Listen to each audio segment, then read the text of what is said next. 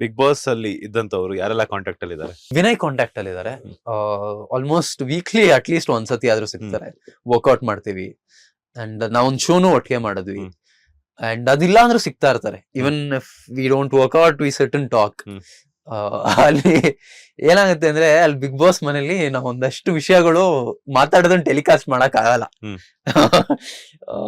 ಹಂಗೆ ನಮ್ಮ ಡಾರ್ಕ್ ಹ್ಯೂಮರ್ಗಳು ಅದು ಇದು ಅಂತ.